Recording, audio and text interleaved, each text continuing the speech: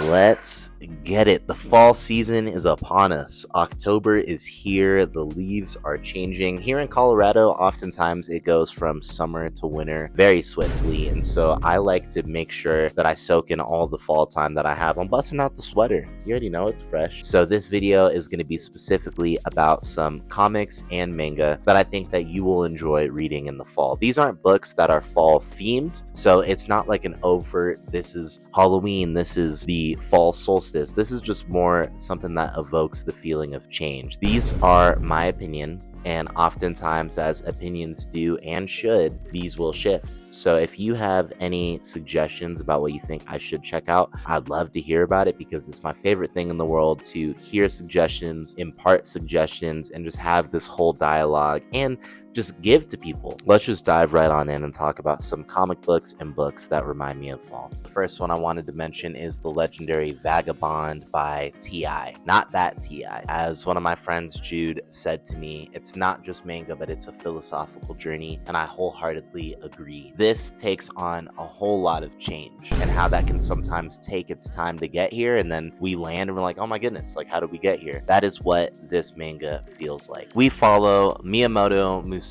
He was originally named Takezo. His natural disposition is powerful, strong, but it's violent. A lot of the people who come across him would describe him as being full of bloodlust. There's such an amazing cast of people, especially some of the supporting people like Matahachi, who is his best friend, and then also another side character, main character named Otsu, which I just love the relationship and the dynamic that's happening there, and I don't want to say too much. It is action-packed, do not get me wrong, but it's also full of Japanese culture, Japanese consideration, historical timepieces, weaponry, battles, love. There's a lot of mature themes too that I think you should be aware of. But this is a manga that takes its time. This is one that you can flip maybe 60 pages and you're just reading a lot of dialogue. So don't necessarily expect that it's going to be page after page of action. But man, my goodness, is it rewarding, because it feels like life. Oftentimes we can look at where we are now and then see how we even got there, and then to kind of like see that described and displayed here, to see a life that just changes, flows like water, and to question for yourself, are these decisions moral? Are they immoral? Do I support him because he's the main character? Do I disagree? I love it. I'm so happy that I got the suggestion to finally read it,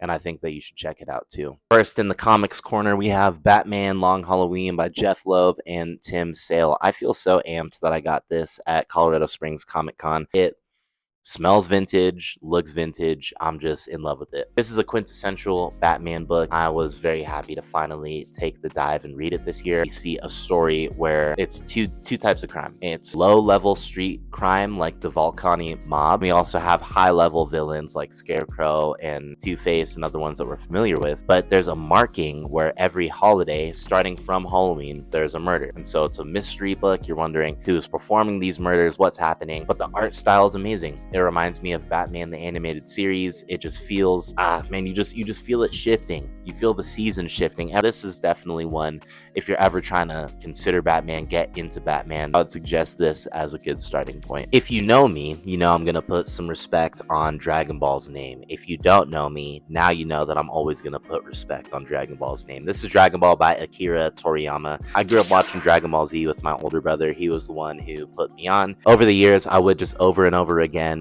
rent Dragon Ball and Dragon Ball Z from my local library. Something to note is that there is no splitting up of Dragon Ball in Japan. It's all Dragon Ball, but the Dragon Ball and Dragon Ball Z split just came when it was introduced to North America. If you've never tried it out, I know you've heard of it. If you've never tried it out, please start with the OG and just see what you think. It is an endearing story. It's charming. It's funny. It is clever. It's full of martial arts. It's full of mysticism in the way of just saying, like, you have Goku, this young man who's on the cover, and he is just vastly different than everybody. He's vastly stronger, innocent, and also kind-hearted, and he just keeps beating the odds. And the amount of battles that are locked in my head, the amount of panels that I remember being a kid and just staring at, and then now me being 27 and going back and looking at that and being like, man, I remember staring at this panel when I was 7 or 8 years old. It just brings me back every time. Seeing Goku just go through an immense amount of change is something that makes my heart light up to this day. It's something to note. There is a lot of crude humor, and there's questionable humor in it, questionable jokes that went on because it was a different time in the 80s and 90s. So keep that in mind. But otherwise, Dragon Ball is an awesome time. This next one is a newer heavy hitter for me. I read it for the first time this year on Marvel Unlimited, and that is Silver Surfer Parable by Stan Lee and Mobius. Not only is this book absolutely beautiful to look at, also I just love the handwriting and the font and the bubbles. It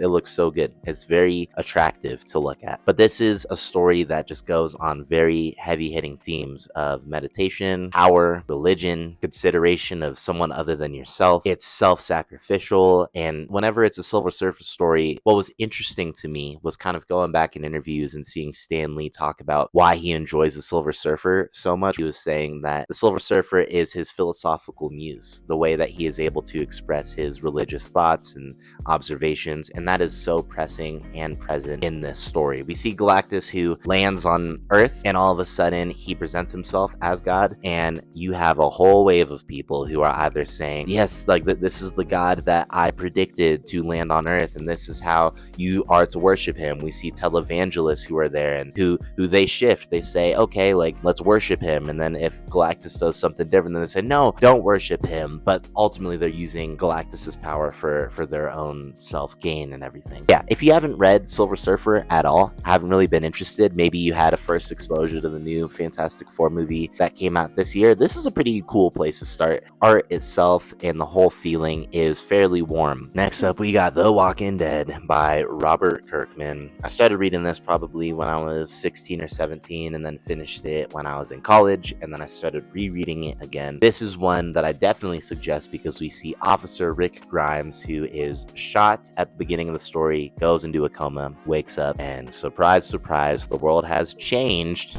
Shout out Fall. The world has changed, and there are zombies everywhere. This isn't a book that I can co-sign to everybody because of the gore, language, and general themes that are surrounding. It is a pretty heavy one, but the thing that I enjoy, and this is what I say to people who are interested in the Walking Dead show, which, by the way, I think the first 4 or 5 seasons of The Walking Dead were just unbelievably good, and then it kind of did the up and down volatile thing after. What I enjoy about The Walking Dead is that the zombies really aren't the main enemies, but rather it is the humans. I think Robert Kirkman did an awesome job writing that. All genuinely has a special place in my heart, whether it is driving up to the mountains to see the leaves, which I've only done a handful of times, or it's just hanging out with friends, family, and now hanging out with my wife. There's something that just feels so warm and beautiful about walking around and enjoying the weather. And to have that coupled with good food or some good comic books or some good manga, it just makes my heart feel so warm. I fully acknowledge that many of you could hear my list and say, man, these books ain't fall. That book was winter. That book was summer. That book was spring.